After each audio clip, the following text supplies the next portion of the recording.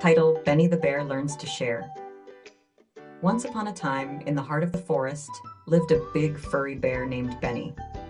Benny was the biggest bear in the forest, and he loved his cozy cave where he stored all his favorite things: shiny rocks, sweet honey, and colorful berries. But Benny had a big problem. He didn't like to share. Every day, Benny would roam the forest collecting all sorts of treasures and treats. But whenever another animal came by and asked to share, Benny would grumble and growl, "No, these are all mine." One sunny day, as Benny was enjoying his stash of honey, he heard a tiny voice outside his cave. It was a little squirrel named Sammy. "Excuse me, Mr. Bear," said Sammy timidly. "I'm gathering nuts for the winter, but I can't reach the ones at the top of the tree. Can you help me?"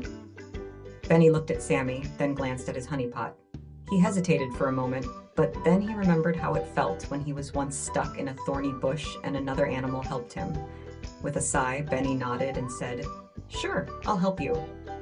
Together, they worked as a team. Benny used his strong claws to reach the high branches, and Sammy scurried around collecting the nuts that fell. Before long, they had gathered enough nuts to last Sammy through the winter. "Thank you so much, Mr. Bear," exclaimed Sammy, his eyes shining with gratitude. "I couldn't have done it without you." Benny smiled, feeling a warm glow inside him. He realized that sharing with others felt even better than keeping everything for himself. From that day on, Benny became known as the most generous bear in the forest. He shared his honey with the bees, his berries with the birds, and his shiny rocks with the raccoons. And in return, he received something even more valuable: the friendship and respect of all the animals in the forest. The moral of the story: sharing is caring.